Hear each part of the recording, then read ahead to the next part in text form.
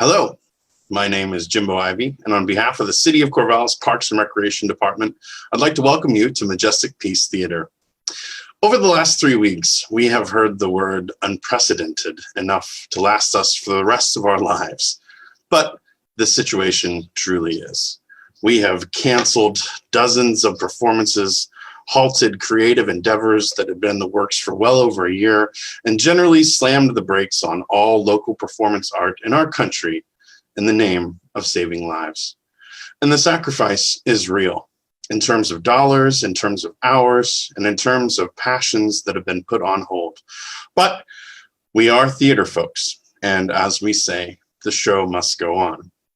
Even before we began canceling everything in the whole world, people in our community had already leapt into the Google sphere to, in the words of Jeff Goldblum, find a way. And they have, with Majesticpiece Theatre, which will endeavor to bring a live-streamed performance to our community each week until we are able to trod the boards at the Majestic once more. For information on how to become involved in this digital Dionysian delight, visit majestic.org or our Facebook page. During these speeches, I always say at some point that you, the patrons, the donors, the actors, the technicians, and musicians are Majestic, meaning that the art that we render is born of your dedication and talent. Tonight, you will see that in perhaps its most pure form with this performance of A Midsummer Night's Dream by William Shakespeare, adapted and directed by Rachel Kohler. The efforts of many staff and volunteers went into tonight's performance, but Rachel has been the driving force in this testament to the fact that whenever presented with literally any problem, even a global catastrophe, theater folks will make it work. So, at this time, we please ask that you turn off all cell phones and please refrain from any flash photography of this performance. In the unlikely event of an additional emergency, please take a moment to locate the exit nearest to you. Tonight's performance is a 90-minute adaptation of A Midsummer Night's Dream, and so we will not be having an intermission. Thank you so much for your support of the Majestic Theatre, and we hope you enjoy the show.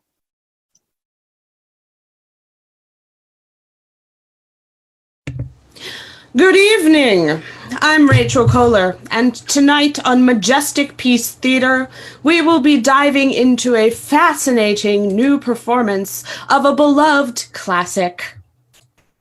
William Shakespeare's timeless play, A Midsummer Night's Dream, has inspired people all over the world, and we are thrilled to bring you this dynamic and dramatic interpretation as performed by actors from all over the Willamette Valley and indeed all over the world. We hope tonight's performance will run with minimal technical hiccups. We beg your patience, however, as we all embark upon this digital theater adventure together, as fairy magic does not always, alas, interact well with our mortal technology. And now, allow yourselves to be transported to Athens and to the mysterious forest surrounding that immortal city where magic and mischief rule the day.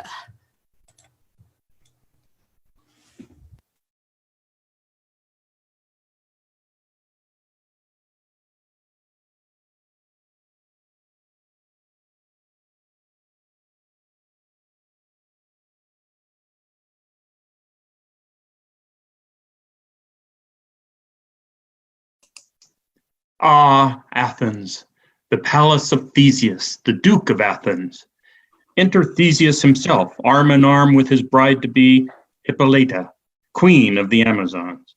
They are followed at a respectful social distance by Philostrate, the Duke's master of the revels. Now, fair Hippolyta, our nuptial hour draws on apace. 4 happy days bring in another moon.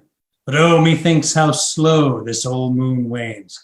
She lingers my desires. 4 days will quickly steep themselves in night. 4 nights will quickly dream away the time. Go, Philostrate, stir up the Athenian youth to merriments. Philostrate bows and exits. Hippolyta, I wooed thee with my sword and won thy love, doing thee injuries. but I will wed thee in another key, with pomp, with triumph, and with reveling. There is a sudden commotion outside. Entered Aegeus, a citizen of Athens, leading his daughter Hermia none too gently by the arm. They are followed by Lysander and Demetrius, two Athenian youths of an age with Hermia. Happy be Theseus, our renowned Duke. Thanks, good Aegeus. What's the news with thee? Full of vexation come I with complaint against my child Hermia. Stand forth, Demetrius. My noble lord, this man hath consent to marry her. Stand forth, Lysander. And my gracious Duke, this man hath bewitched the bosom of my child, turned her obedience, which is due to me, to stubborn harshness. And my gracious Duke, be it so she will not, before your grace, consent to marry with Demetrius. I beg the ancient privilege of Athens, as she is mine, I may dispose of her, which shall be either to this gentleman or to her death, according to our law. What say you, Hermia? Be advised, fair maid. Demetrius is a worthy gentleman. So is Lysander. In himself he is, but in this kind, wanting your father's voice, the other must be held the worthier. I would my father but look with my eyes. Well, rather your eyes must with his judgment look. I do entreat your grace to pardon me. I know not by what power I am made bold, but I beseech your grace that I may know the worst that may befall me in this case if I refuse to wed Demetrius. Either to die the death or to abjure forever the society of men. Therefore, fair Hermia, question your desires, whether if you yield not to your father's choice, you can endure the livery of a nun, for I to be in shady cloister mew to live a barren sister all your life. So I will grow, so live, so die, my lord, ere I will give my virgin patent up unto his lordship, whose unwished yoke my soul consents not to give sovereignty. Take time to pause, and by the next new moon, the sealing day twixt my love and me, upon that day, either prepare to die for disobedience to your father's will, or else to wed Demetrius as he would. Relent, sweet Hermia, and Lysander, yield thy crazed title to my certain right. You have her father's love, Demetrius. Let me have Hermia's, and do you marry him. I am, my lord, as well derived as he, as well possessed. My love is more than his, and which is more than all these boasts can be, I am beloved of beauteous Hermia. Why should I not then prosecute my right?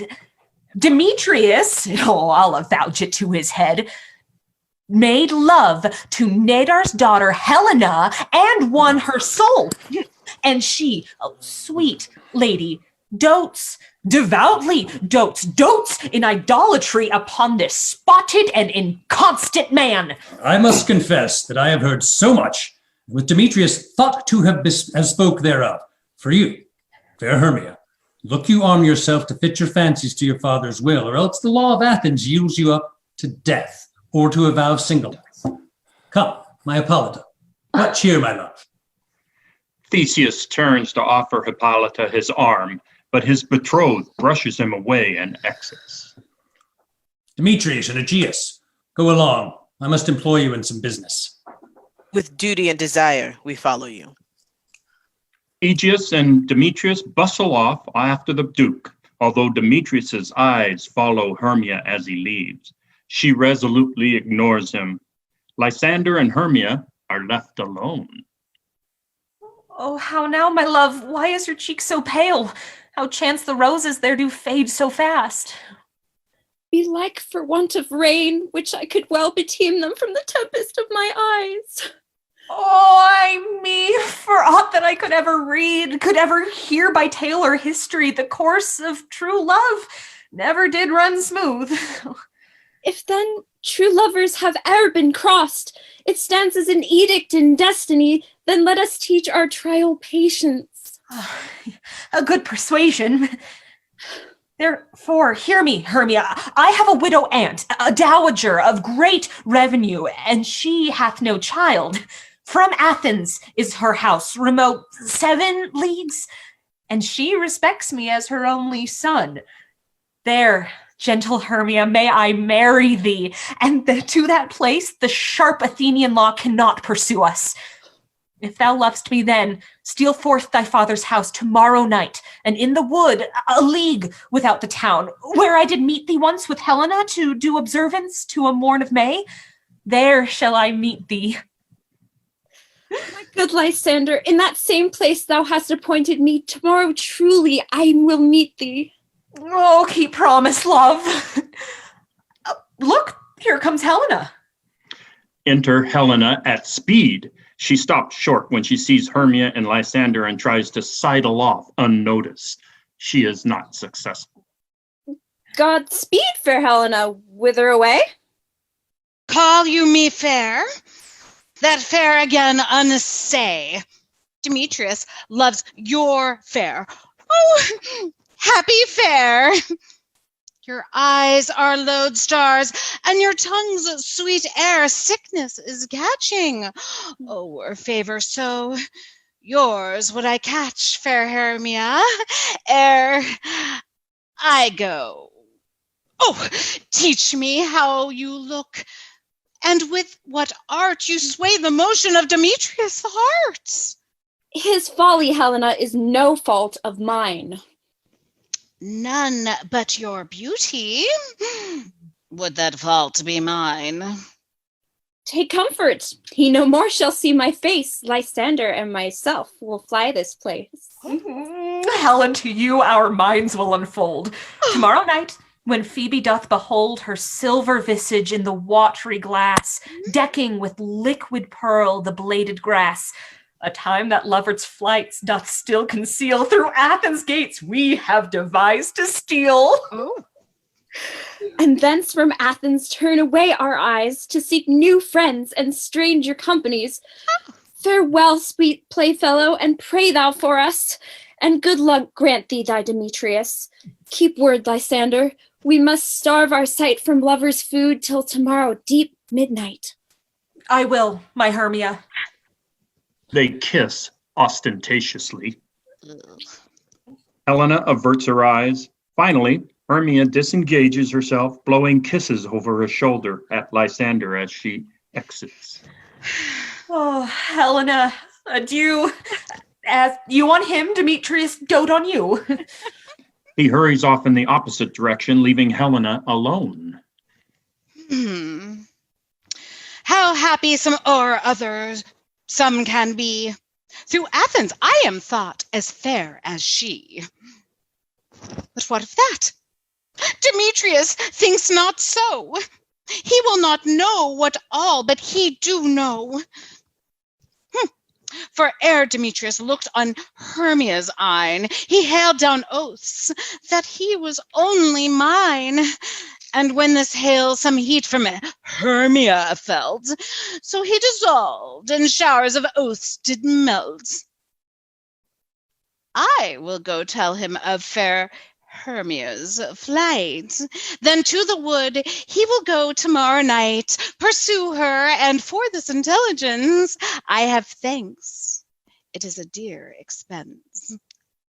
Helena runs off.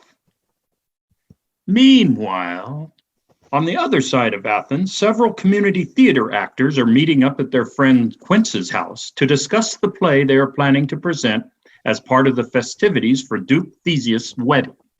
Enter Quince, Snug, Bottom, Flute, Snout, and Starveling. Is our company here? You are best to call them generally. Here is the scroll of every man's name, which is thought fit through all Athens to play in our interlude before the Duke and the Duchess on his wedding day night. Well, first, good Peter Quince, say what the play treats on, then read the names of the actors, and so grow to a point. Mary, our play is the most lamentable comedy and most cruel death of Pyramus and Thisbe. Oh, a very good piece of work, I assure you, and a merry. And sir, as I call you, Quince lays out a pile of scripts and hands them out one at a time as he calls out each actor's name. Nick Bottom, the Weaver. Ready? Name what part I am for and proceed. You, Nick Bottom, are sent for Pyramus. What is Pyramus, a lover or a tyrant? A lover that kills himself, most gallant for love. That will ask some tears in the true performing of it. If I do it, let the audience look to their eyes. I will move storms. Yet my chief humor is for a tyrant. The raging rocks and shivering shocks shall break the locks of prison gates. That's this flute, the bellows mender. Here, Peter Quince. Flute, you must take Thisbe on you. What is Thisbe? Is it a wandering knight?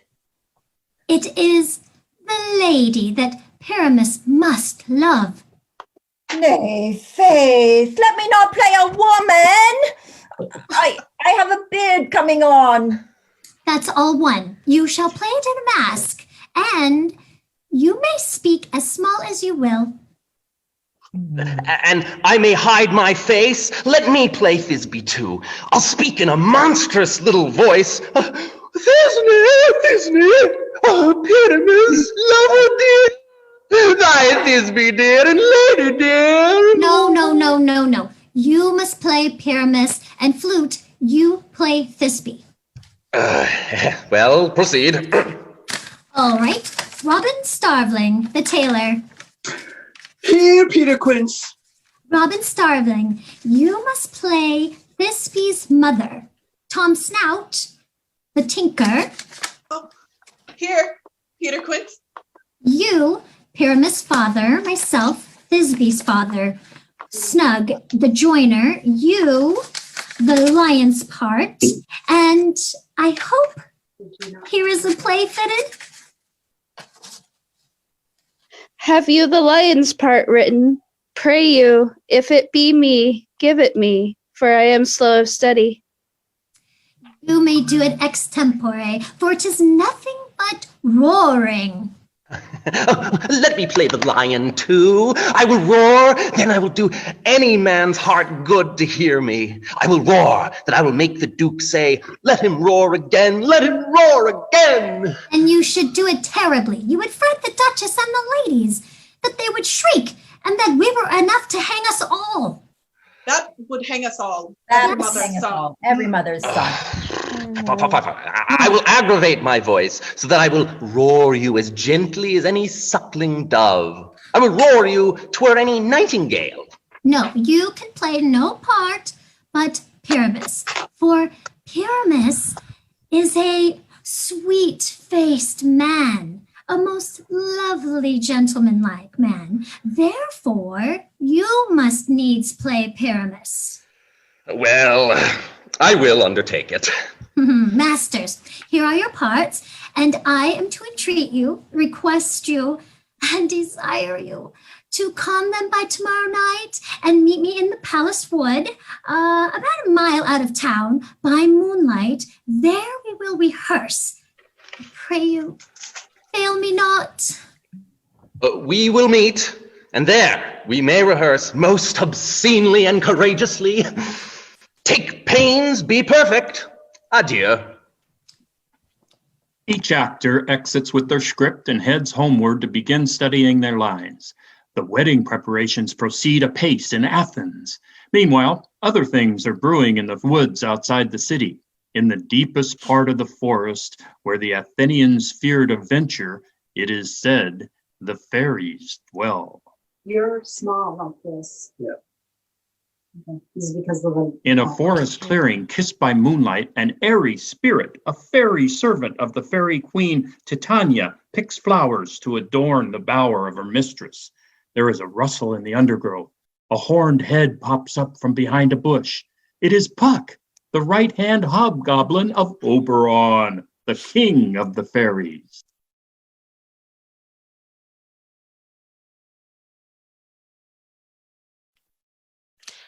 Come again, I didn't get that.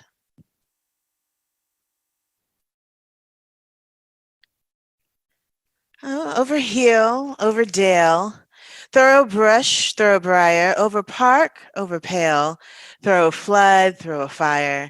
I do wander everywhere. Swifter than the moon's sphere, I serve the fairy queen. To dew her orbs upon the green, farewell, thou lob of spirits, all be gone. Our queen and all our elves come here anon.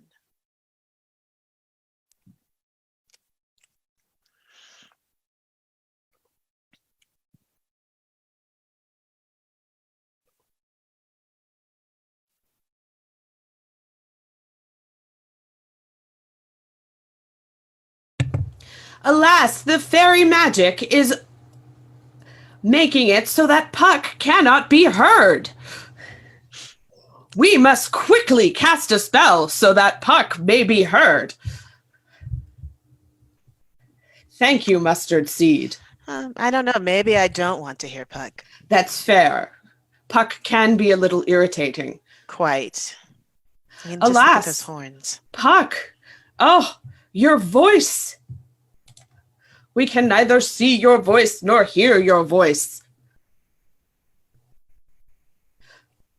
All right, Puck, work on your microphone. We're going to quickly change thy shape into another actor.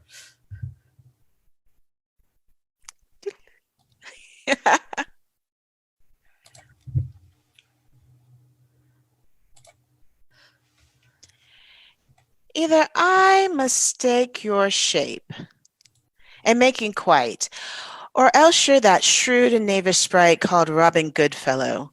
Are you not he that frights the maidens of the villagery, those that hobgoblins call you in sweet Puck? You do their work, and they shall have good luck. Are you not he? Thou speakest all right. I am that merry wanderer of the night. But room, fairy, here comes Oberon. And here my mistress, would that he be gone. The clearing is suddenly thronged with fairies. Queen Titania and her followers, traveling in one direction, come face to face with King Oberon, traveling in the other. There is an impasse. A small child with a sweet brown face crowned with roses peeks out at Oberon from behind Titania's skirts. Ill met by moonlight, proud Titania. What jealous Oberon? Fairy, skip hence, I have forsworn his bed and company. Tarry, rash wanton! Am not I thy lord? Oh, then I must be thy lady. Why art thou come from the farthest steppes of India? But that forsooth that bouncing Amazon, your buskined mistress and your warrior love, to Theseus must be wedded, and you have come to give their bed joy and prosperity. Oh, how canst thou thus, for shame, Titania, glance at my credit with Hippolyta, knowing I know thy love to Theseus? These are the forgeries of jealousy. And never since the middle of summer's spring met we on hill, in dale, forest, or mead. But with thy brawls thou hast disturbed our sport. Therefore, the winds piping to us in vain, as in revenge have sucked from the sea contagion fogs, which falling on the sand have made pelting rivers made ever so proud that they have overborne their continents. The seasons alter, and the mazed world by their increase knows not which is which. And from the same progeny of evil comes from our debate, our dissension. We are their parents and original. But do you amend it then? It lies in you. Why should Titania cross her Oberon?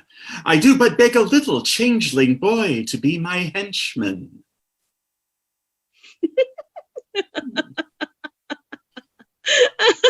Oh, set your heart at rest. The fairyland buys not the child of me. His mother was a votaress of my order, and in the unspiced Indian air by night, full often she has gossiped by my side. But she, being mortal of that boy to die, and for her sake do I rear up the boy, and for her sake I will not part with him. How long within this wood intend you stay? Perchance till after Theseus's wedding day. If you will patiently dance in our round and see our moonlight revels, go with us. If not, shun me and I will spare your haunts. Give me that boy, and I will go with thee.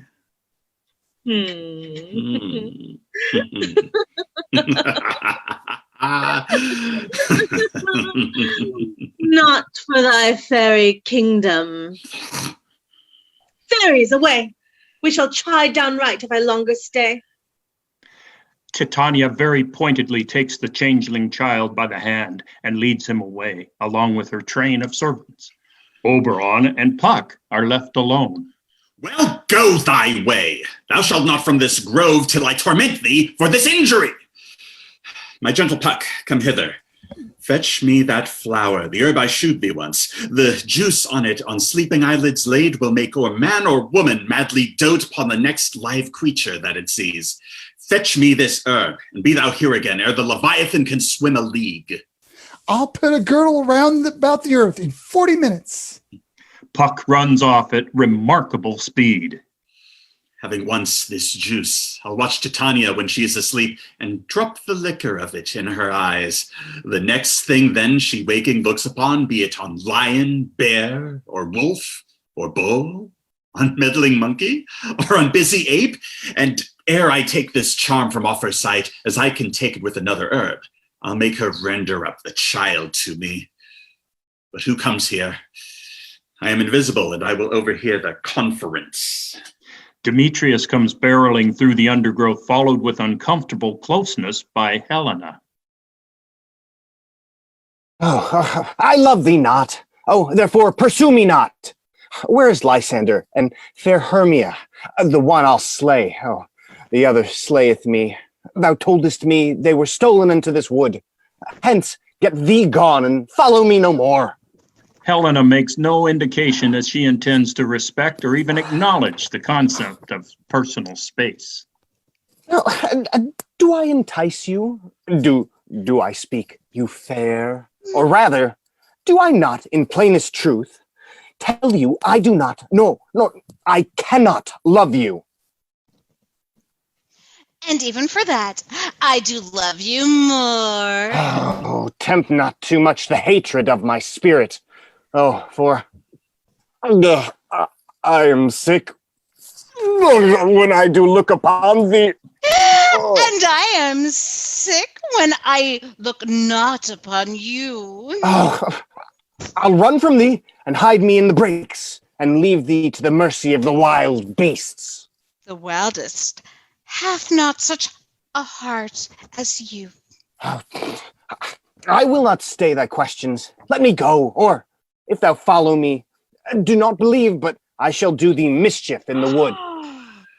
Oh, I, in the temple, in the town, the field, you do me mischief. Fie, Demetrius.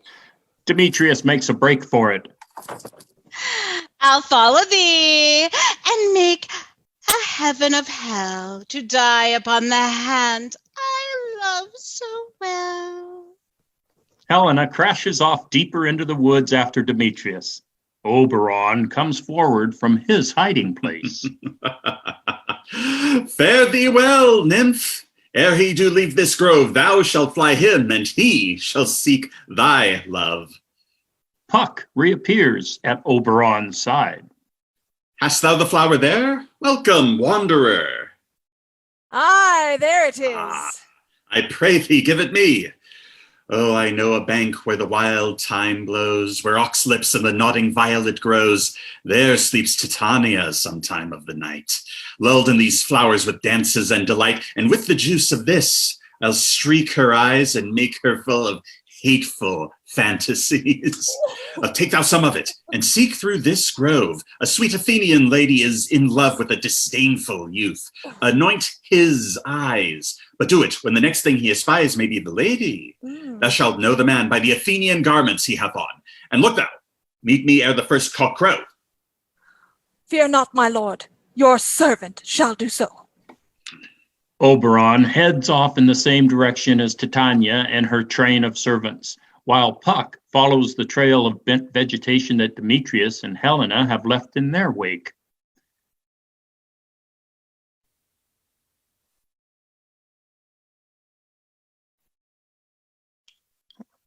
Oh no, crap.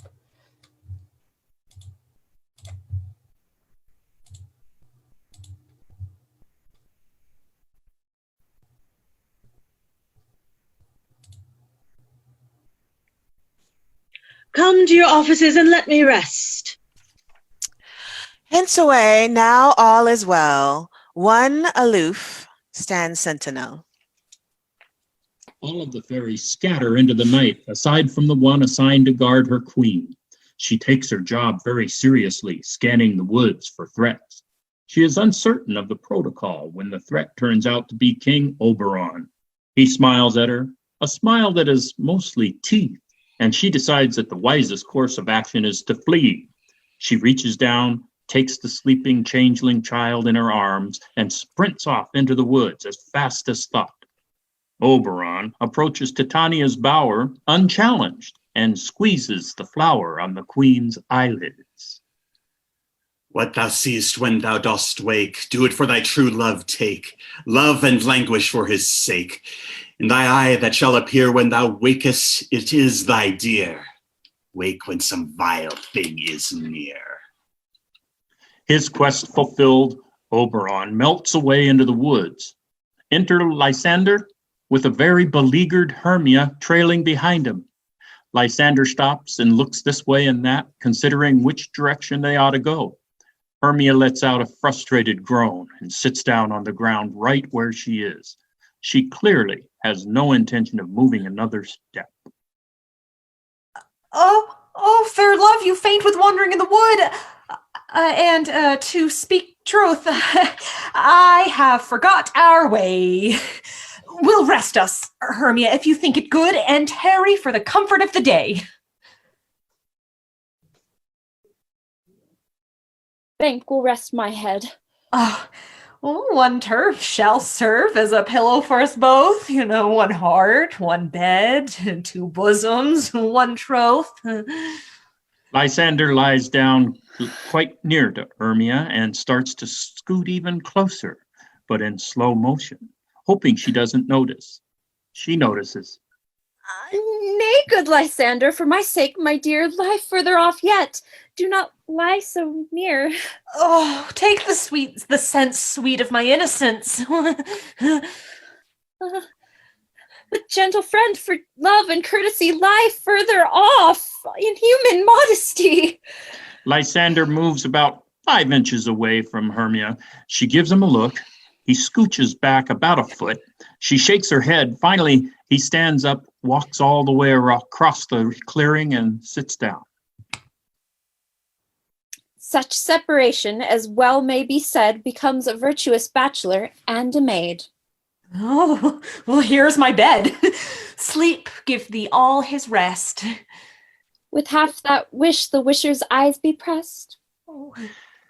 As they fall asleep, Puck saunters into the clearing.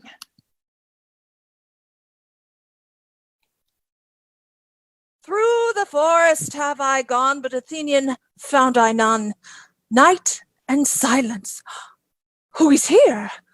Weeds of Athens he doth wear. This is he, my master said, despiseth the Athenian maid. And here's the maiden, sleeping sound on the dank and dirty ground. Churl, upon thine eyes I throw all the power this charm doth owe.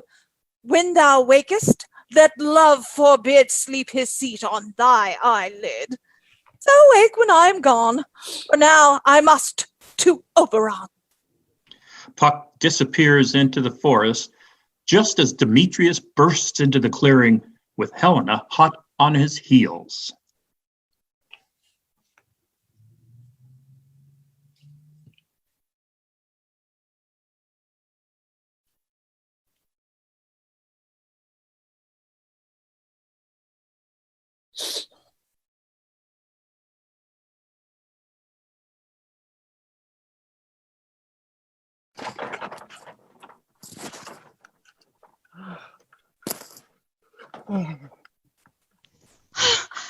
Stay, though thou kill me, sweet Demetrius. Oh, I charge thee! Hence, and do not haunt me thus! Oh, wilt thou, darkling, leave me? Do not so. Oh, stay! On thy peril, I alone will go. Demetrius runs off, leaving Helena stumbling in exhaustion. I am out of breath in this fond chase. The more my prayer, the lesser my grace. Happy is Hermia, where she lies, for she hath blessed and attractive eyes.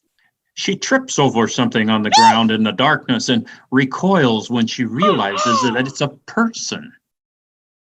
But who is here? Lysander on the ground. Dead? Or asleep? I see no blood, no wound.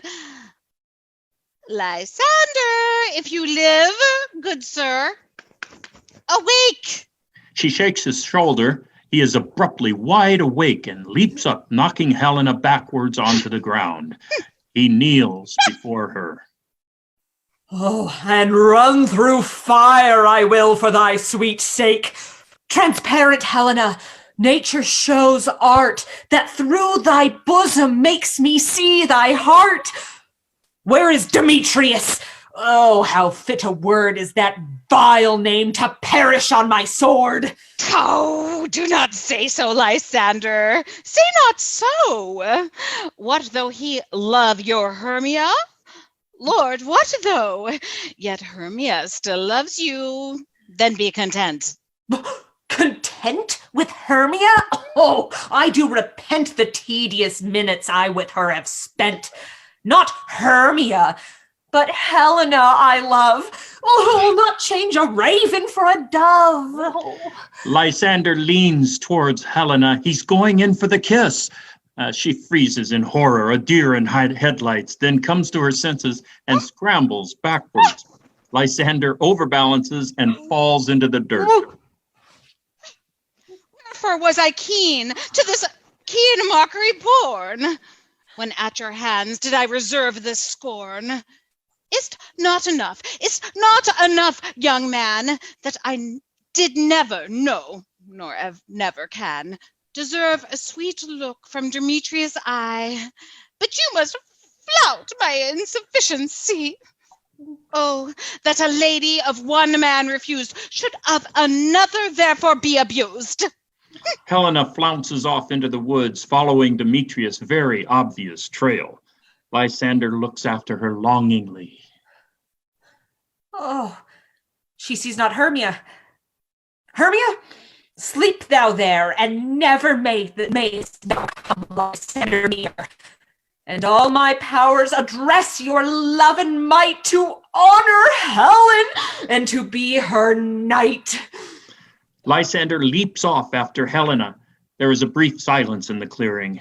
Then Hermia begins to stir fitfully in her sleep before letting out a little cry of distress and startling awake. Help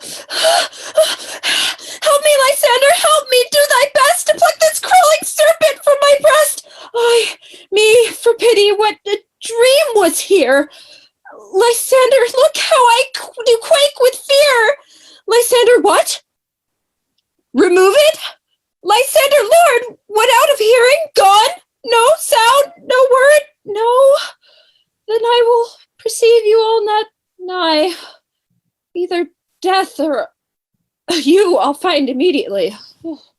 Hermia struggles sleepily to her feet and heads off in the same direction as her friends. Throughout all of this, Titania sleeps on.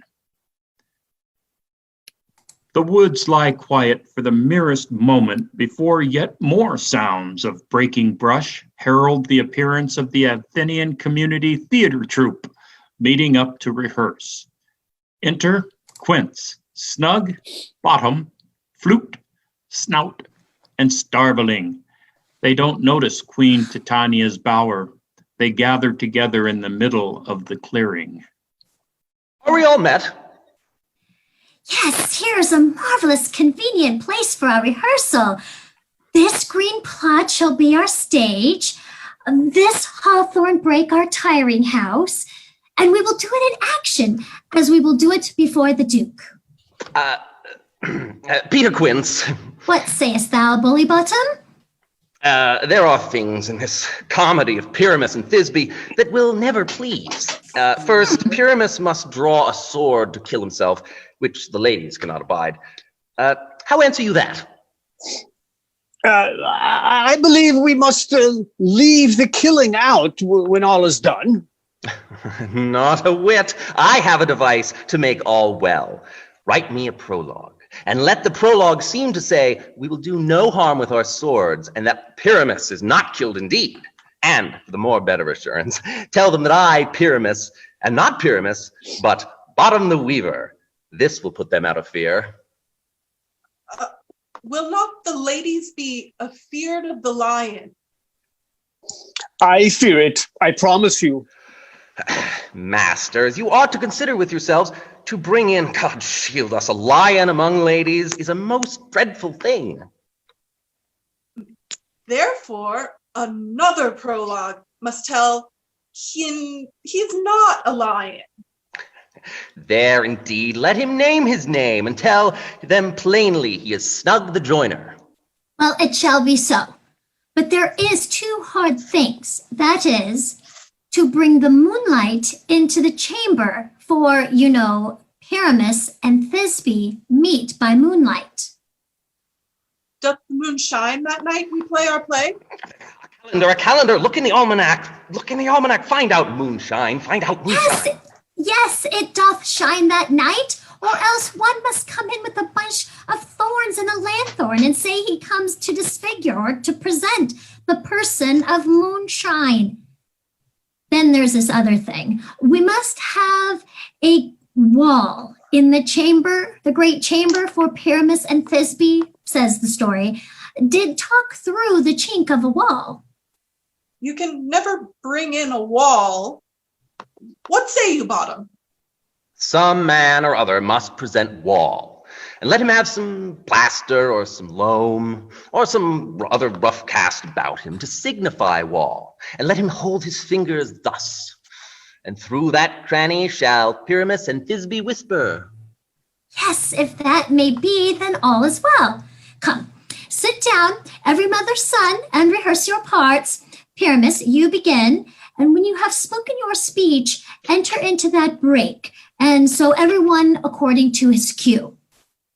As the actors scramble to get set up for the top of the show, Puck creeps into the clearing, unseen.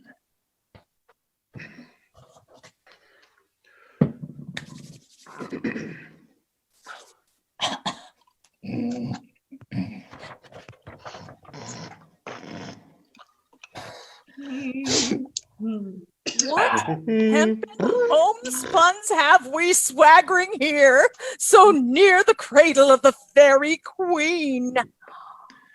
Puck settles down to watch the rehearsal. Bottom and Flute position themselves on the makeshift stage, and Quince stands at the edge of the clearing with the script in his hand. Speak, Pyramus. Thisbe, stand forth. Thisbe, the flowers of odious savors sweet. Odors. Odors, savors sweet. So hath thy breath, my dearest Thisbe dear. But hark, a voice. Stay thou but here a while, and by I will thee to appear. Bottom exits behind the hawthorn bush that Quince designated as the backstage area. A stranger Pyramus than e'er played here. Puck follows Bottom behind the bush. Must I speak now? Aye, Mary, you must. For you must understand he goes, but to see a noise that he heard, and he is to come again. Most radiant Pyramus, most lily white of hue, of color like the red rose on triumphant briar, as truest horse that yet would never tire. I'll meet thee, Pyramus, at Ninny's tomb. Ninus tomb, man, why must you not speak that yet? That you answer to Pyramus, you speak all your part at once. Cues, and all Pyramus enter. Your cue is past. It is never tired. Why are you talking?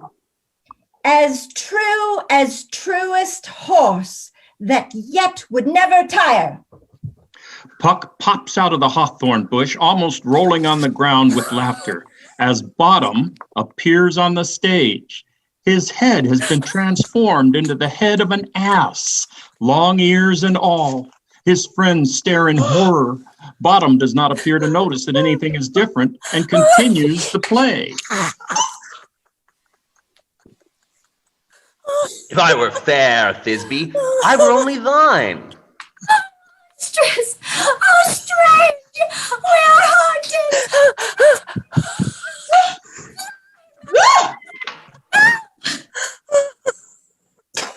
Quince, Snug, Flute, Snout, and Starveling scream and run around, seemingly at random, colliding with one another, until Quince remembers the path home, and all of them run after him.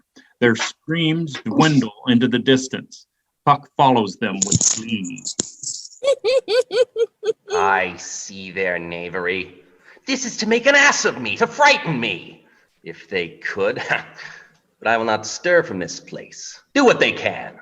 I will walk up and down here, and I will sing that they shall hear I am not afraid. The ouse so cock so black of hue, with orange tawny bill, the throstle with his not so true, the wren with little quill.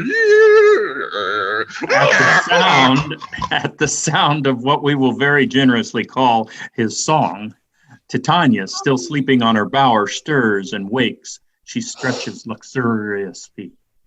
Oh, what angel wakes me from my flowery bed? Oh, I pray thee, gentle Mortis, sing again. Mine ear is much enamored of thy note, so is mine eye enthralled to thy shape, and thy virtues face perforce. Oh, doth move me on the first view to swear, I love thee. She stands and crosses to Bottom. He backs away nervously. Methinks, mistress, you should have little reason for that. And yet, to say the truth, reason and love keep little company together nowadays. Thou art as wise as thou art beautiful. Titania makes a grab at him, but he dodges. Not so neither. But if I had wit enough to get out of this wood, I have enough to serve mine own turn. Oh, out of this wood? No, do not desire to go. Thou shalt remain here, whether thou wilt or no. I am a spirit of no common rate. The summer doth still attend upon my state. I do love thee. Therefore, go with me. I'll give you fairies to attend on thee, and they will purge thy mortal grossness so that thou shalt like an airy spirit go. Peas blossom, cobweb, moth, and mustard seed. Quicker than a gust of wind, Titania's fairy servants, Peace Blossom, Cobweb, Moth, and Mustard Seed, appear before her. They bow. Ready. And I.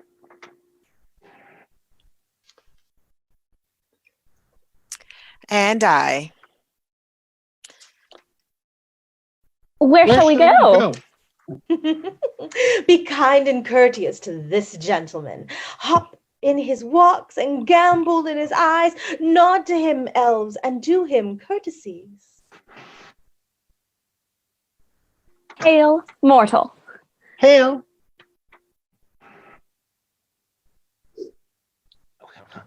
I cry your worship's mercy heartily. I beseech your worship's name. Cobweb.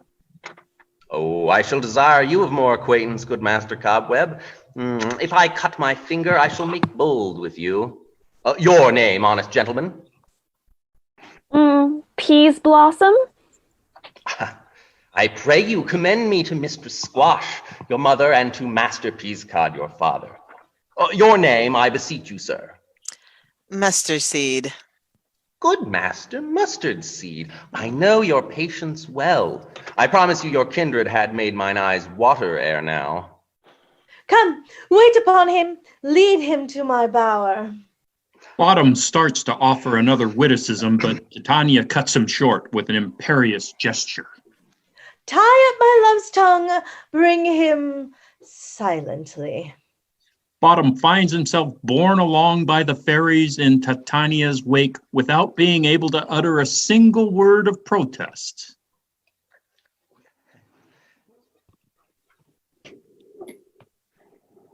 Enter Oberon in search of Titania, hoping to see how the progress of his love spell is coming along.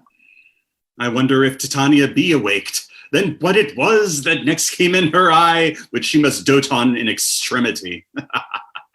Puck appears, skipping gleefully towards his master. Ah, here comes my messenger. How now, mad spirits? My mistress with a monster is in love. Near to her close and consecrated bower, while she was in her dull and sleeping hour, a crew of patches, rude mechanicals that work for bread upon Athenian stalls, were met together to rehearse a play intended for great Theseus's nuptial day. The shallowest, thick-skinned of that barren sort whom Pyramus presented in their sport forsook his scene and entered into a break, where I did him at this advantage take an ass's no I fix on his head. Anon his Thisbe must be answered, and forth my mimic comes, when they him spy, so at his sight away his fellows fly. I led them on this distracted fear, and left sweet Pyramus translated there. Oh, when in that moment so it came to pass, Titania waked and straightway loved an ass. Oh, this falls out better than I could devise.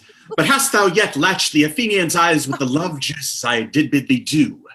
I took him sleeping, that is finished too, and the Athenian woman by his side, that when he waked of force, she must be eyed. Oberon and Puck melt back into the undergrowth. Enter Hermia, distraught, with Demetrius trailing hopefully behind her. Stand close, this is the same Athenian.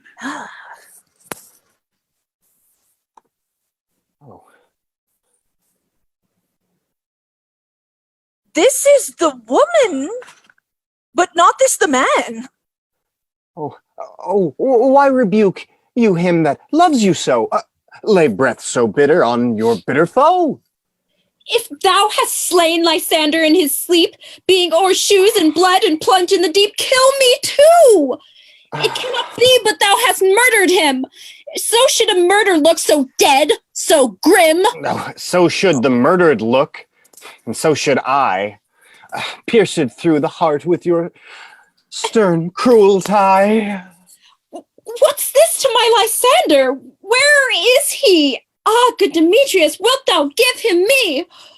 I'd rather give his carcass to my hounds.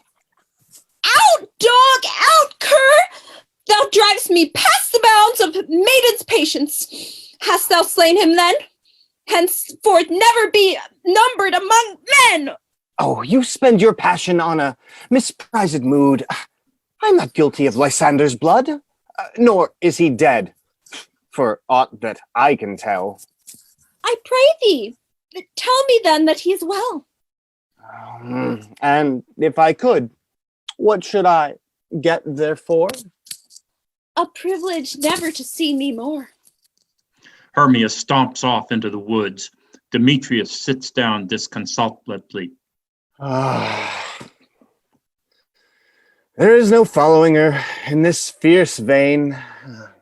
Here, therefore, for a while, I will remain.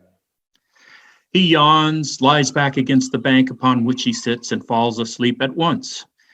Oberon and Puck come forward and stand above his prone body. What hast thou done? Thou hast mistaken quite and laid the love juice on some true love's sight. About the wood go swifter than the wind, and Helena of Athens look thou find. By some illusion see thou bring her here. I'll charm his eyes against she do appear. I go, look how I go, swifter than the Tartar's bow. Puck rockets off into the distance as Oberon kneels by the sleeping Demetrius. He reaches into a pocket and pulls out, by now the very battered, magic flower. Flower of this purple dye, hit with Cupid's archery, sink in apple of his eye, when his love he doth espy. When thou wakest, if she be by, beg of her for remedy. Puck reappears in a swirl of leaves. Captain of our fairy band, Helena is here at hand, and the youth mistook by me, pleading for a lover's fee.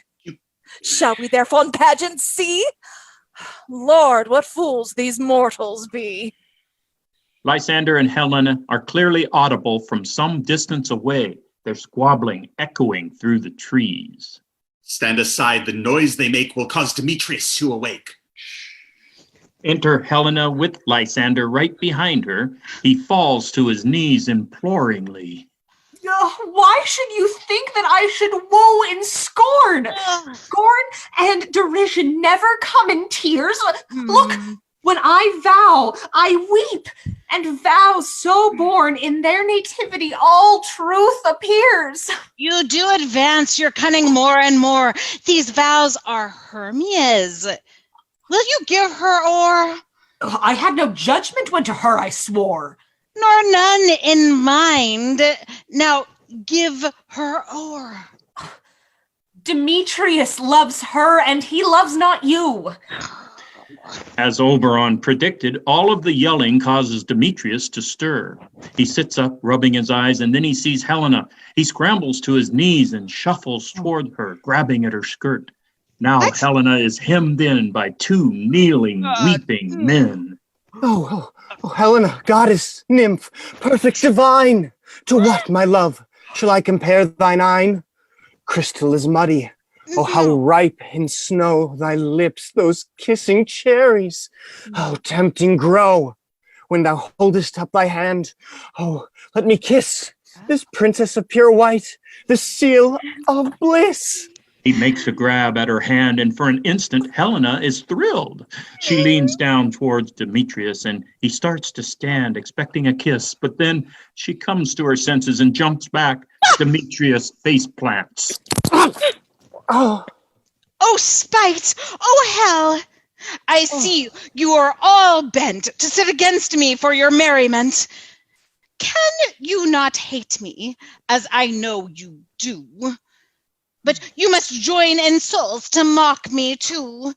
You both are rivals and love Hermia. And know both rivals to mock Helena, a trim exploit, a manly enterprise to conjure tears up a poor meek's eye. No.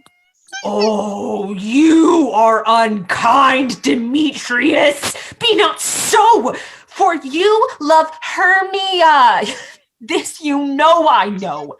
And yours of Helena to me bequeath, whom I do love and will do to my death. Never did mockers waste more idle breath. Oh, Lysander, keep thy Hermia. I will none. If e'er I loved her, all that love is gone. Look, where thy love comes, yonder is thy dear. Hermia, exhausted, bedraggled, sticks in her hair and mud on her skirt, staggers into the clearing.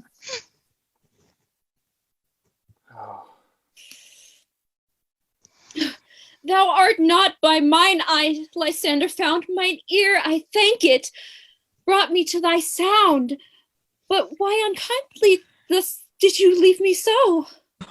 Why should he stay, whom love doth press to go? What love could press Lysander from my side? Lysander's love that would not let him bide. Why seek'st thou me? Could not this make thee know the hate I bear thee made me leave thee so? You speak not as you think. It cannot be. Lo, she is one of the Confederacy. Now I perceive they have conjoined all three to fashion this false sport in spite of me.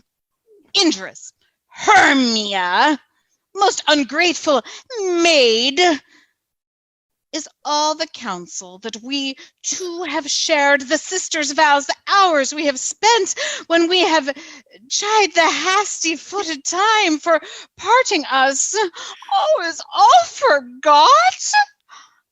I am amazed at your passionate words. I scorn you not. It seems that you scorn me.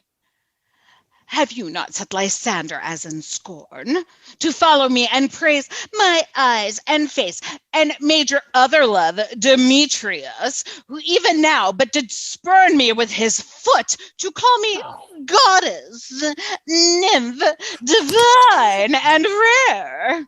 I understand not what you mean by this.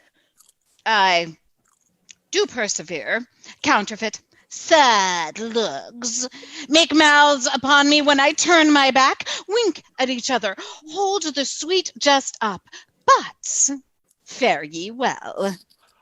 'Tis partly my own fault, which death or absence shall soon remedy. Helena makes as if to leave, but Lysander lunges at her from the ground and manages to grab the edge of her skirt. Oh, stay, gentle Helena. Hear my excuse, my love, my life, my soul, fair Helena. Oh, excellent. Sweet, do not scorn her so. Helen, I love thee. By my life I do. I swear by that which I will lose for thee, to prove him false that says I love thee not. Demetrius gets right up in Lysander's face and shoves him like a fifth grader on the playground. Oh. I say, I love thee more than he can do. Oh, if thou say so, withdraw and prove it too. Oh, quick, come. Lysander and Demetrius start to square up for what is looking to be a serious throwdown fight, but Hermia grabs Lysander's hand and pulls him towards her.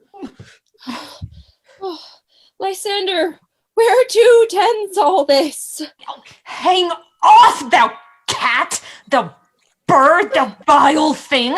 Let loose, or I will shake thee from me like a serpent. Why are you grown so rude? What change is this? Do you not jest? Yes, sooth, and so do you. Demetrius, I will keep my word with thee. I would I had your bond, for I perceive a weak bond holds you. I'll trust not your word. What? Should I hurt her? Strike her? Kill her dead? Although I hate her, I'll not harm her so. What can you do me greater harm than hate? Hate me? Wherefore? Oh me, what news, my love? Since night you loved me, yet since night you left me. Why then you left me? Oh, gods forbid! In earnest shall I say?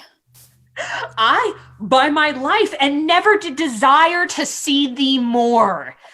Be certain nothing truer, 'tis no jest, that I do hate thee and love Helena. Oh, God. Hermia rounds on Helena.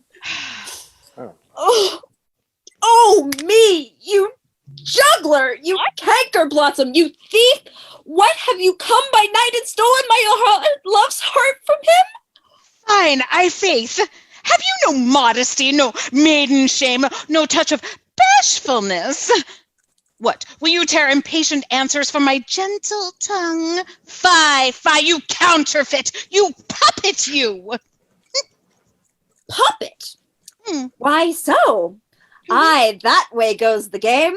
Now I perceive that she hath made compare between our statures.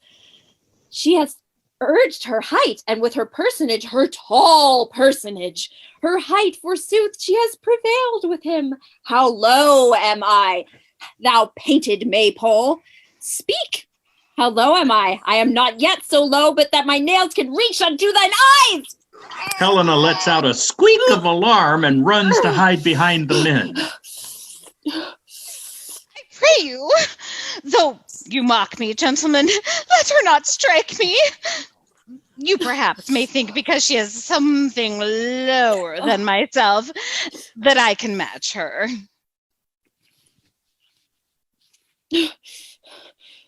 Lower! Hark again! Good Hermia. Do not be so bitter with me. I ever did love you, Hermia. Did ever keep your counsels, never wronged you, save that in love unto Demetrius. I told him of your stealth into the wood. He followed you. For love, I followed him. And now, so you will let me quiet go to Athens. I will bear my folly back. Why? Get you gone. Who is it that hinders you? A foolish heart that I leave here behind. What? With Lysander? With Demetrius. Oh, be not afraid. She shall not harm thee, Helena. No, sir. She shall not, though you take her part. Oh, when she's angry, she is keen and shrewd. She was a vixen when she went to school, and though she be little, she be fierce. Little again, nothing but low and little. Why will you suffer her to flout me thus? Hermia leaps at Helena, nails deployed for battle, but Lysander and Demetrius hold her back, trying vainly to avoid her flailing arms.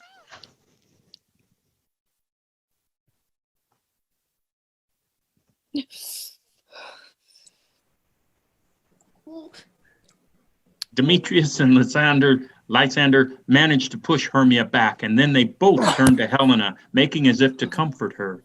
Helena steps back, and both men, going for her embrace, fall into each other instead. Demetrius shoves Lysander away. Oh, let her alone.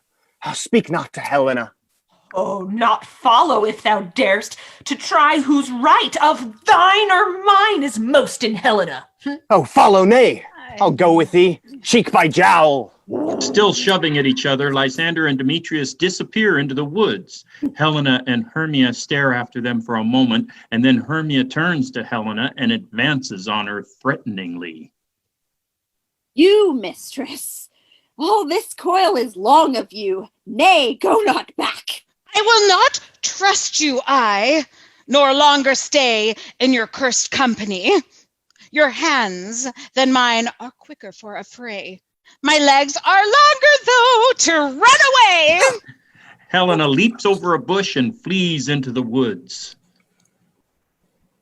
I am amazed and know not what to say. Hermia takes off after her. There is distant screaming. Oberon grabs Puck by the ear and pulls him out of his hiding place. This is thy negligence. Still thou mistakest, or else committest thy knaveries willfully. Oh, believe me, King of Shadows, I mistook. Did you not tell me I should know the man by the Athenian garments he had on? And so far blameless proves my enterprise that I have anointed an Athenian's eyes. Thou seest these lovers seek a place to fight. Hide therefore, Robin, overcast the night, and lead these testy rivals so astray, as one come not within another's way, till o'er their brows death counterfeiting sleep, with leaden legs and batty wings doth creep. Oberon reaches into another pocket and produces a different flower. He breaks the sprig in half and hands part of it to Puck. Then crush this herb into Lysander's eye, whose liquor hath this virtuous property, to take from thence all error with his might, and make his eyeballs roll with wonted sight. When they next wake, all this derision shall seem a dream and fruitless vision. Whiles I in this affair do thee employ, I'll to my queen and beg her changeling boy, and then I will her charmed eye release from monster's view, and all things shall be peace. With that, Oberon is gone. Puck gets to work. Up and down, I shall lead them up and down. I am feared in field and town. Goblin, lead them up and down. Here comes one. Lysander leaps into the clearing, fists at the ready, and looks around wildly. Oh, where art thou, proud Demetrius? Speak thou now! Here, villain, drawn and ready, where art thou? Oh, I will be with thee straight. Follow me then to plainer ground.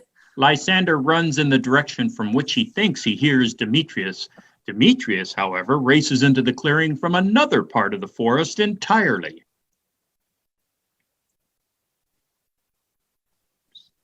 Oh, Lysander, speak again.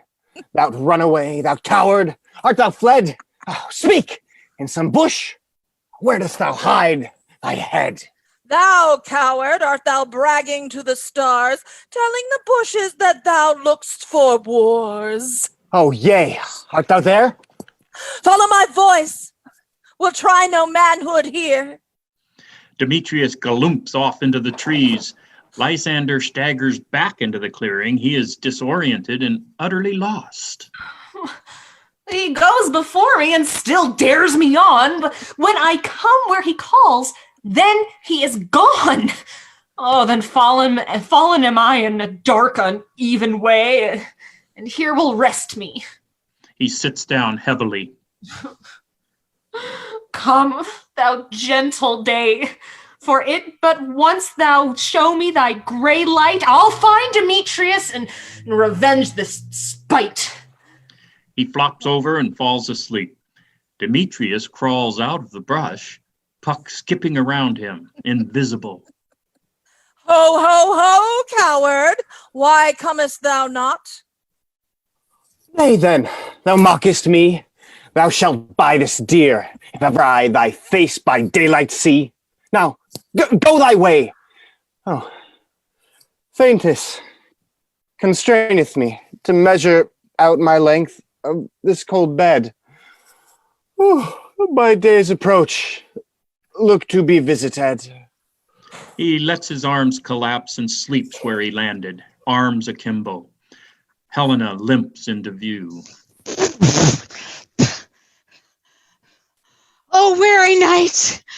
O long and tedious night! Abate thy hour, shine comforts from the east, and sleep that sometimes shuts up sorrow's eye.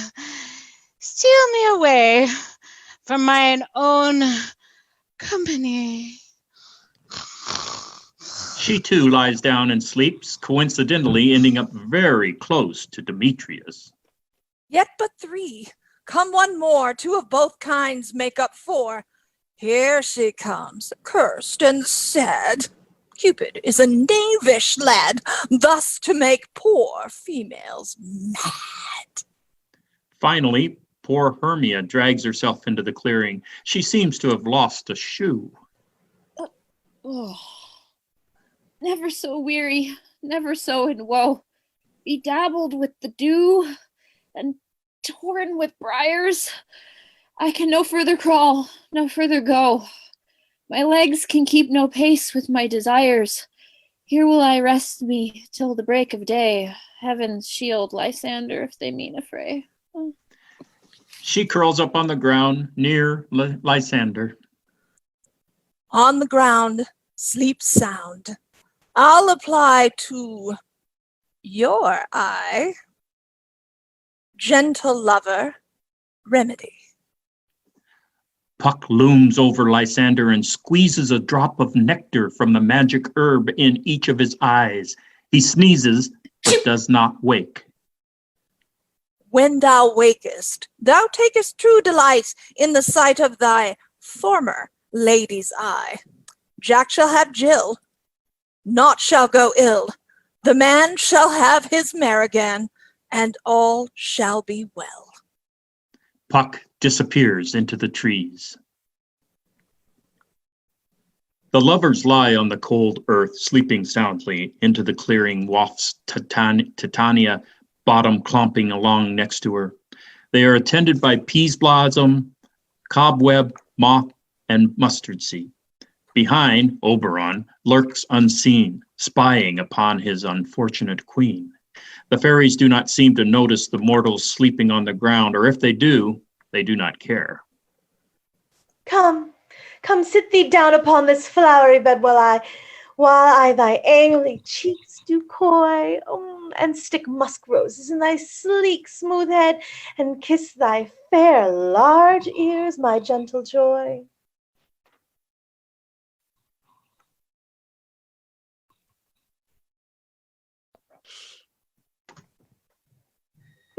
Where's Peas Blossom? Ready. Oh, scratch my head, Peas Blossom. Where's Monsieur Cobweb? Ready. Monsieur Cobweb, good Monsieur. Get you your weapons in your hand and kill me a red-hipped tumblebee on the top of a thistle. And good Monsieur, bring me the honey bag. Where's Monsieur Mustard Seed? Ready. What's your will? Nothing, good Monsieur, but to help Cavalry Cobweb to scratch. Oh, I'm such a tender ass. If my hair do but tickle me, I must scratch.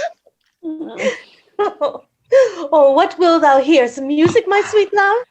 Or say, sweet love, what thou desirest to eat? Ooh, truly a peck of provender. I could munch your good dry oats. Methinks I have a great desire to a bottle of hay. Good hay, sweet hay, hath no fellow. I have a venturous fairy that shall seek the squirrel's hoard and fetch thee new nuts. I'd rather have a handful or two of dried peas. But I pray you, let none of your people stir me. I have an exposition of sleep come upon me. Oh, sleep thou, and I will wind thee in my arms. Fairies, be gone, and be always away. Titania waves away her fairy servants, and they dissolve into the air. She caresses Bottom's ears as he begins to snore loudly.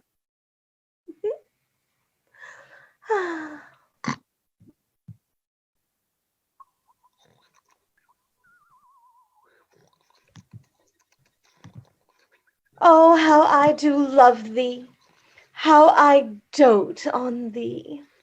She snuggles up against him and sleeps. Oberon steps forward, shaking his head in amusement. Puck appears and bows low to his master. Welcome, good Robin. Seest thou this sweet sight? Her dotage now I do begin to pity, for meeting her of late behind the wood, seeking sweet favors for this hateful fool, I did upbraid her and fall out with her. When I had at my pleasure taunted her, I then did ask of her her changeling child, which straight she gave me, and her fairy sent to bear him to my bower in fairyland. And now I have the boy.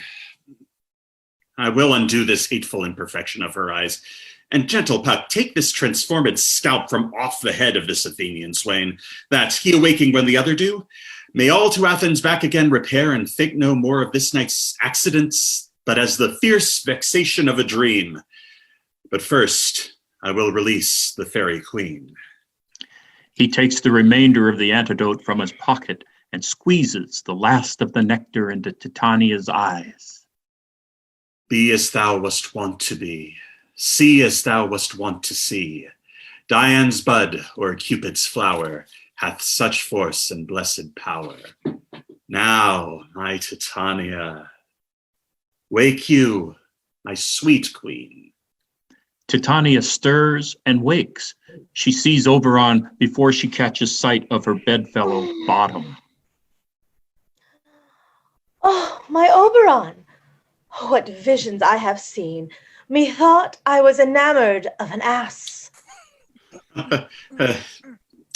There lies your love. Oberon points. Titania turns her head, gives a little scream, and leaps out of the bower. Oh, how came these things to pass? Oberon shrugs and tries to look innocent. He is unsuccessful. Titania punches him in the arm in exasperation, then sighs and turns to study the sleeping bottom. Oh, how mine eyes do loathe his visage now. Robin, take off this head. Now when thou wakest with thine own fool's eyes, peep. Puck lays his hand on Bottom's ears, and the melt away to nothing. The Athenian snorts and rolls over. Oberon offers Titania his arm. She rolls her eyes, then accepts his arm and kisses him on the cheek. Now thou and I are new in amity, and will tomorrow midnight solemnly dance in Duke Theseus's house triumphantly, and bless it to all fair prosperity. There shall the pairs of faithful lovers be wedded with Theseus, all in jollity. Fairy king, attend and mark, I do hear the morning lark. Then my queen in silent sad trip we after the night's shade. We the globe can compass soon swifter than the wandering moon.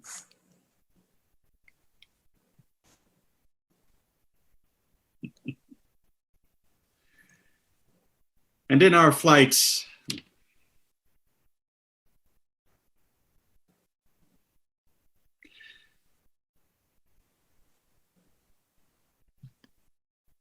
Come, my lord, and in our flight, tell me how it came this night that I, sleeping here, was found with these mortals on the ground. The fairies exit together. Slowly, dawn comes to the clearing. Birds sing, and early morning sunlight dapples the grass. By the light of day, one can see just how worse for wear the four mortal lovers have become after a night of tromping through the woods and crawling around in the mud. Hunting horns sound in the distance. Duke Theseus, his fiancée Hippolyta, and Aegeus, Hermia's father, enter the clearing, followed by a number of servants. They do not immediately spy the lovers, probably because the four young people are so muddy that they blend into the ground. Go, one of you. Find out the forester. My love shall hear the music of my hounds uncouple in the western valley. Let them go. My hounds. One of the servants bows and jogs off into the woods. My hounds are bred out of the Spartan kind, with ears that sweep away the morning dew. Slow in pursuit, but matched in mouth like bells. Judge when you hear. Whoa! But soft. What nymphs are these? Theseus has almost fallen over the unconscious Demetrius. Aegeus discovers the slumbering Hermia. My lord, this is my daughter here asleep, and this Lysander. This Demetrius is, this Helena, old Netter's Helena. I wonder if they're being here together. No doubt they rose up early to observe the rite of May, and hearing our intent, came here and grace our solemnity. Oh, but speak, Aegeus, is this not the day that Hermia should give answer of her choice? It is, my lord. Go, bid the huntsmen wake them with their horns. One of the servants comes forward with a hunting horn. He stands in the middle of the clearing and blows, making an incredibly loud noise. Lysander, Demetrius, Helena, and Hermia wake up and start up. Theseus greets them with a cheerful casualness that does not seem entirely appropriate to the situation. Good morrow, friends. St. Valentine is past. Oh, pardon, my lord. Pray you all, stand up. The four young people scramble to their feet, attempting and failing to make themselves look presentable for the Duke. Hermia sidles behind Lysander, trying to escape the piercing glare of her father. Theseus looks from Demetrius to Lysander and back. I know you two are rival enemies. How comes this gentle conqueror in the world that hatred is so far away from jealousy to sleep by hate and fear no enmity? My lord, I shall reply amazedly, half asleep, half waking, but as yet, I swear I cannot truly say how I came here. But as I think, for truly what I speak, I came with Hermia hither. Our intent was to be gone from Athens. Enough. Enough, my lord. You have enough. I beg the law upon his head. They would have stolen away, they would. Demetrius, thereby to have defeated you and me. My lord, fair Helen told me of their stealth, of this their purpose hither to this wood, and I in fury hither followed them.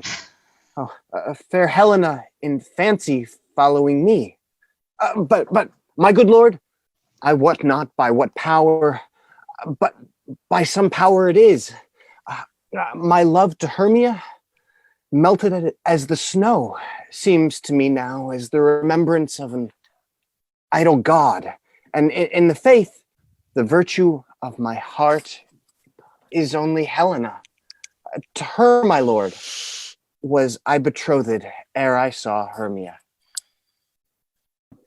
Fair lovers, you are fortunately met. Of this discourse we more will hear anon. Aegeus, I will overbear your will, for in the temple by and by with us these couples shall be eternally be knit. Away with us to Athens, 3 and 3. We'll hold a feast in great solemnity. Come, Hippolyta. Hippolyta takes Theseus' proffered arm. Lysander and Hermia join hands, as do Demetrius and Helena. They proceed cheerfully after the Duke and his future bride. Aegeus follows behind, sulking. Silence descends once again upon the clearing. A silence broken suddenly by an enormous snore. Bottom is still here, asleep, half buried under a pile of leaves. He tosses and turns, talking in his sleep. When my cue comes, call me, and I will answer. My next is most fair Pyramus. He starts awake, looking around him wildly. Hi-ho! Bit of quince, flute, the bellows mender, snout, the tinkerer, starveling. God's my life, stolen hence, and left me asleep. Bottom hauls himself to his feet, shedding leaves everywhere. He still seems half asleep. I have had a most rare vision. I've had a dream past the wit of man to say what dream it was. Man is but an ass. If he go about to expound that dream, methought I was... There's no man can tell what methought I was, but... And methought I had... He reaches up and feels around his head for the pair of ears he half remembers should be there. Feeling nothing, he shrugs. But man is but a patched fool, if he will offer to say what methought I had. The eye of man hath not heard, the ear of man hath not seen. Man's hand is not able to taste, his tongue to conceive, nor his heart to report what my dream was. I will get Peter Quince to write a ballad of this dream. It shall be called Bottom's Dream, because it hath no bottom, and I will sing it in the latter end of the play before the Duke.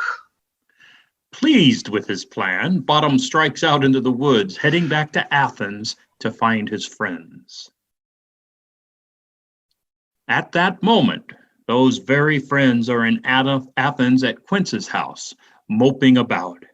Enter Quince, flute, and snout, all they sit miserably together. Starveling comes in through the door, and Quince looks up hopefully. Have you been sent to Bottom's house? Is he come home yet?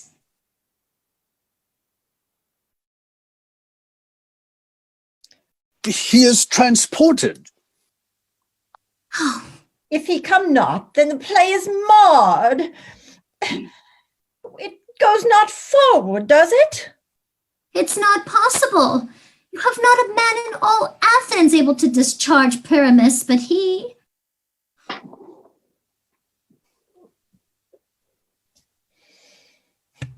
Snug hurries in, and the three friends look up at him eagerly. Masters, the Duke is coming from the temple, and there are 2 or 3 lords and ladies more married. If our sport had gone forward, we had all been made men. Oh, sweet bully bottom!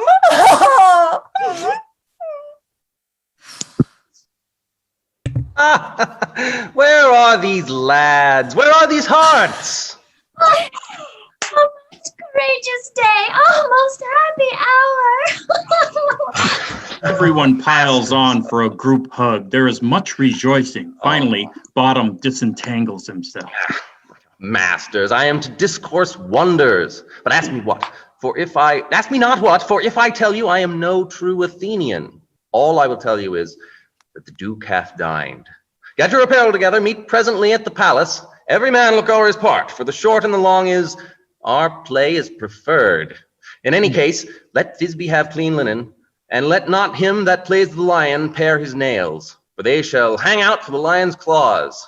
And, most dear actors, eat no onions nor garlic, for we are to utter sweet breath.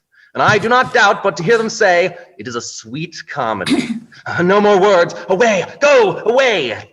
There is general confusion, chaos, and excitement as the actors prepare for the premiere of their play. Meanwhile, at the palace of Duke Theseus, the joyful wedding ceremony has just ended. The 3 happy couples join together in the great hall for some well-deserved and celebratory entertainment. Joy, gentle friends. Joy and fresh days of love accompany your hearts. More than to us, wait in your royal walks, your board, your bed. Come now. What masks, what dances should we have? Where is our usual manager of mirth? What revels are in hand? Is there no play? Ease the anguish of the torturing hour? Call Philostrate. Philostrate is waiting right behind the Duke. He bows. Here, mighty Theseus. Well, say, what abridgment have you for this evening? A play there is, my lord, some 10 words long, which is as brief as I have known a play. But by 10 words, my lord, it is far too long, which makes it tedious, for in all the play there is not 1 word apt, or 1 player fitted. And tragical, my lord, it is, for Pyramus therein doth kill himself, which, when I saw rehearsed, I must confess, made mine eyes water, but more merry tears the passion of loud laughter never shed. What are they that do play it? Hard-handed men that work in Athens here. And we will hear it. No, my noble lord, it is not for you. I have heard it over, and it is nothing in the world. I will hear that play, for never can anything be amiss when simpleness and duty tender it. Go, bring him in. Take your places, ladies. Philostrate goes forth to call the actors to the stage. I love not to see wretchedness o'ercharged, and duty in his service perishing. Gentle sweet, you shall see no such thing. He says they can do nothing in this kind. The kinder we, to give them thanks for nothing. Philostrate returns with Quince. So please, your grace, the prologue is addressed. Let him approach. If we offend, it is with our goodwill that you should think we come not to offend, but with goodwill to show our simple skill that is the true beginning of our end. Consider then we come but in despite. We do not come as minding to contest you. Our true intent is all for your delight. We are not here that you should here repent you. The actors are at hand, and by their show, you shall know all that you are like to know. Oh, he hath read his prologue like a rough colt. He knows not when to stop. Indeed, he hath played upon his prologue like a child on a recorder. A sound, but not in government. His speech was like a tangled chain. Nothing impaired, but all disordered. Who's next? The rest of the actors enter and mill nervously by the stage. Gentles, perchance you wonder at this show, but wander on till truth make all things plain. Let lion, moonshine, wall, and lovers twain at large discourse, while ere they do remain. Quince bows and leaves the stage. There is an awkward pause. Quince looks urgently at Snout, but he is staring off into space. Quince nudges Snout towards the stage, and Snout, realizing he missed his cue, scrambles on. In this same interlude, it doth befall that I, one Snout, by name present a wall, and such a wall as I would have you think that had it in a crannied hole or chink through which the lovers, Pyramus and Thisbe, did whisper, often very secretly, this loam, this rough cast, and this stone doth show that I am that same wall. The truth is so, and this the cranny is right and sinister through which the fearful lovers are to whisper. Would you desire lime and hair to speak better? It is the wittiest partition that ever I heard discourse, my lord. Bottom enters the playing space and strikes a heroic pose. Oh, Pyramus draws near the wall. Silence. Oh, grim look night. Oh, night with you so black. Oh, night, whichever art when day was not. Oh, night, alack, alack, alack.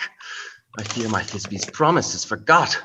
And thou, O wall, O sweet, O lovely wall, that standst between her father's ground and mine, thou wall, O sweet and lovely wall, show me thy chink to blink through with mine eye.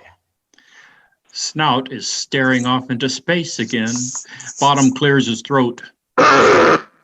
No response. Bottom nudges Snout with his foot.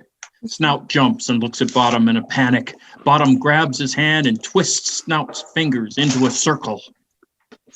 Thanks, courteous wall. Jove, shield thee well for this. Bottom stares through Snout's fingers. But what see I? No Thisbe do I see. O wicked wall, through whom I see no bliss. Cursed be thy stones for thus deceiving me. Bottom, really getting into it, smacks Snout just a little too hard. The wall, methinks, being sensible, should curse again. Bottom turns and addresses the Duke directly. Off stage, Quince face palms in horror and embarrassment. No, in truth, sir, he should not. Deceiving me is Thisbe's cue. She is to enter now, and I am to spy on her through the wall. You shall see, it will fall pat as I told you. Oh, yonder she comes! Quince shoves Flute on stage. Flute curtsies nervously to the audience, then turns to Snout.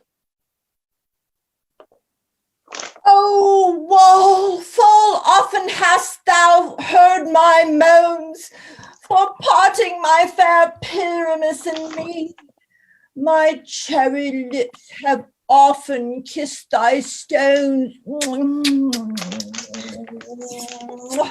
Thy stones with lime and pear knit up in thee. I see a voice. Now will I to the chink to spy, and I can hear my Thisbe's face. Thisbe! My love! Thou art my love, I think. Oh, kiss me through the hole of this vile wall. I kiss the wall's hole, not your lips at all. Will thou at Ninny's tomb meet me straightway? Tide life, tide death, I come without delay. Bottom and Flute run off opposite sides of the stage.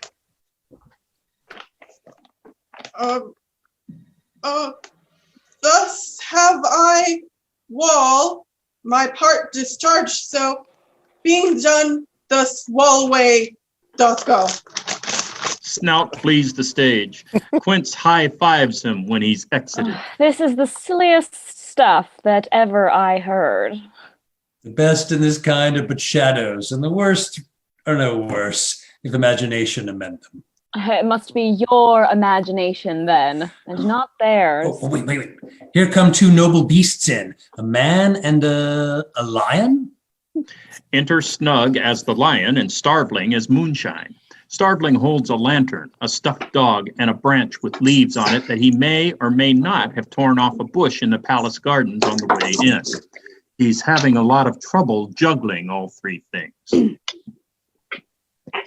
You ladies, whose gentle hearts do fear the smallest monstrous mouse that creeps on floor, may now perchance both quake and tremble here, when lion rough in wildest rage doth roar.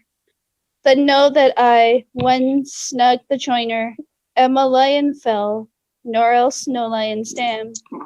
For if I should, as lion come in strife, into this place, 'twere pity on my life.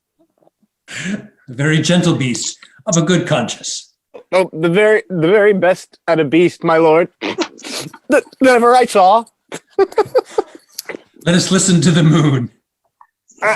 This lantham doth the horned moon present. He drops the dog. He scrambles to pick it up again, but as he does so, he drops the stick. Finally, he gets all of his props in order and starts his line over.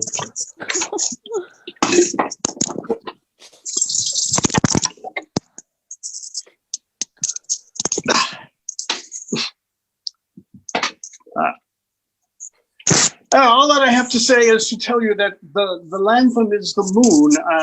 I, the man in the moon, the thorn bush, my thorn bush, and this dog, my dog. This is the greatest error of all the rest. The man should be put into the lantern. How else is it the man in the moon? Oh, proceed, moon.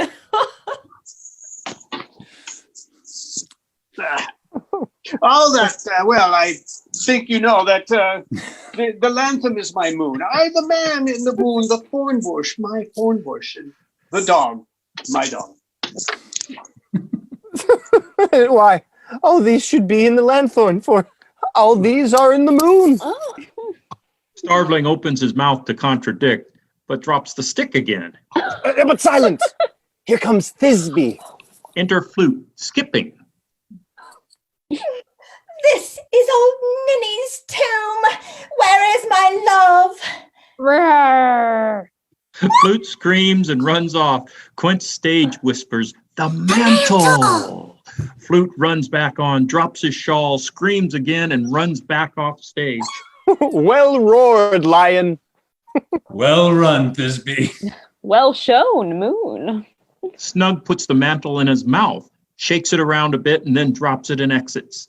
Bottom enters from the other side of the stage and kneels before Starveling. Sweet moon, I thank thee for thy sunny beams. I thank thee, moon, for shining now so bright. For by thy gracious golden glittering gleams, I trust to take of truest Thisbe sight. He catches sight of Flute's mantle, made bloody in the lion's maw, and runs to it. But stay, O spite! But mark, poor knight, what dreadful dole is here. Eyes do you see? How can it be? O dainty duck, O dear, thy mantle good, what stained with blood? He sobs wildly and blows his nose in the mantle. Beshrew my heart, but I pity the man. Oh, wherefore, nature, didst thou lion's frame? Since lion vile hath here deflowered, my dear, which is, which was the fairest dame, that lived, that loved, that liked, that looked with cheer. Come, tears, confound! Out, sword, and wound the pap of Pyramus. I that left pap, where heart doth hop, Bottom draws his sword and stabs himself several times. And then several more. Thus die I, thus. Now, am I dead now? Am I fled?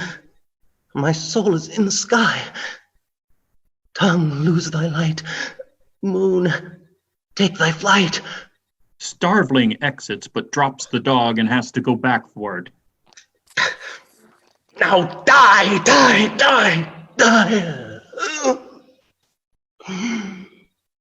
He dies.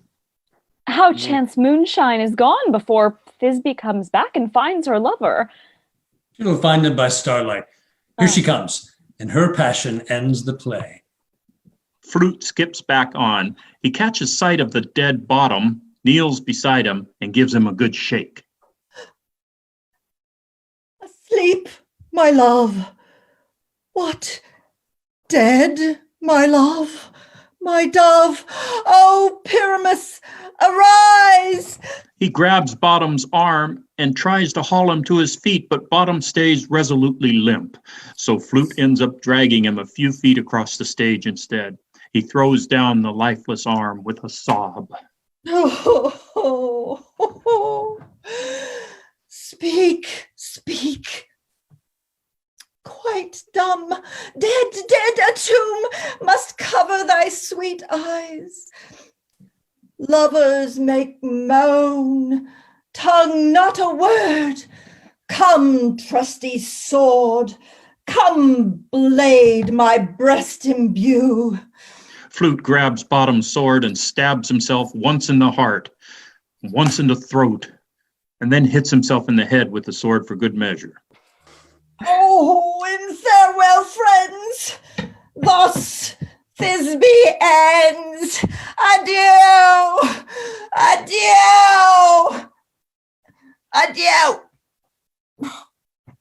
He dies.